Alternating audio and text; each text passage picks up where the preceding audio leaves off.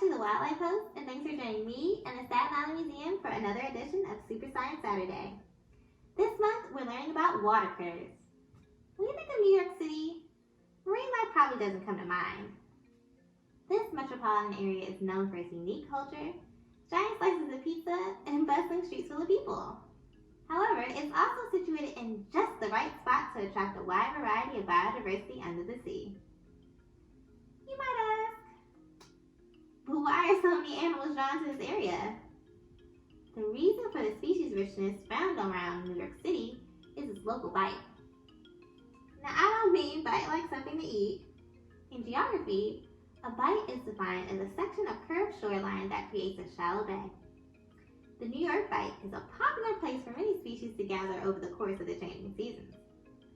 This area stretches out towards the edge of the continental shelf, where the waters get much deeper and the composition of species changes. Harbor seal. Now this may be arguably one of the cutest visitors to the region.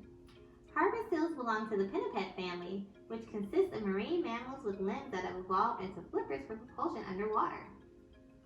In New York, you might see them hanging around the coastline of Long Island from late fall to late spring. While on shore, they definitely aren't graceful. They do have two lower flippers, but they're fused together with their pelvic bone and can't move them separately. This means they have to belly flop to get from place to place.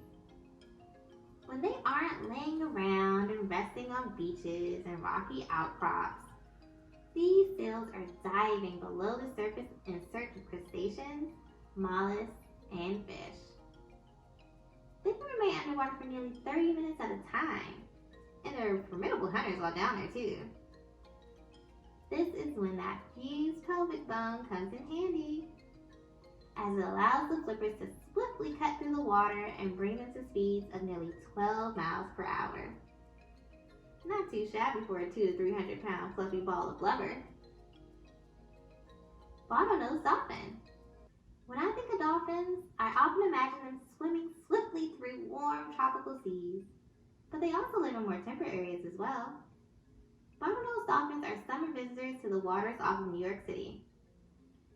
These marine mammals are called cetaceans. Cetaceans are whales. Yes, dolphins are whales. And so while all dolphins are classified as whales, not all whales are dolphins. Amusement parks may have taught you that dolphins can learn tricks, but they use their large brains for much more complicated tasks than that.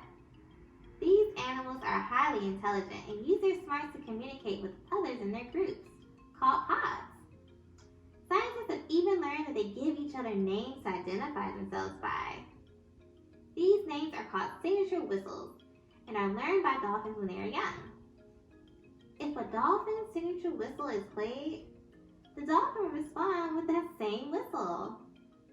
It reminds me of taking attendance in school and responding with present after the teacher calls your name. I suppose we shouldn't be too surprised though. After humans, dolphins have the largest brains when compared to the size of their bodies. Leatherback sea turtle. Even the giant leatherback sea turtle spends some time cruising the waters off of the Big Apple.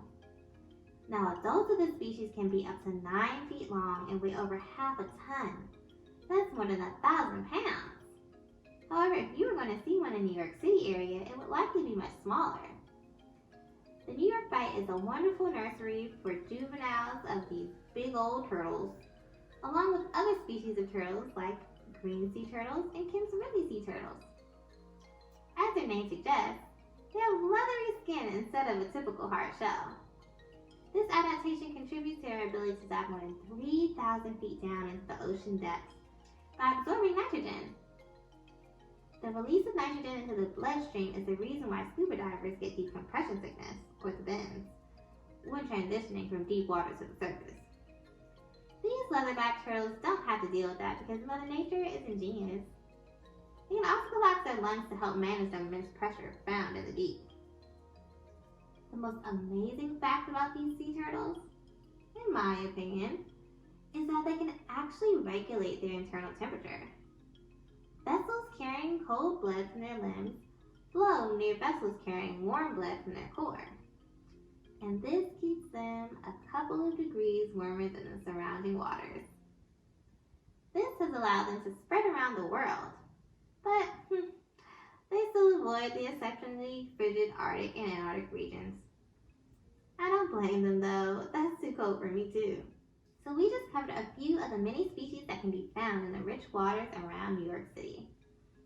In order to protect this diversity, we have to make changes in our lives, like buying less plastic, reusing and recycling as much as we can, and for your parents and other adults in your life, voting for eco-friendly laws and policies. If you made it to the end of this video, drop a dolphin emoji so I know you learned something new. I'm so glad you joined me today, and I'll see you next one.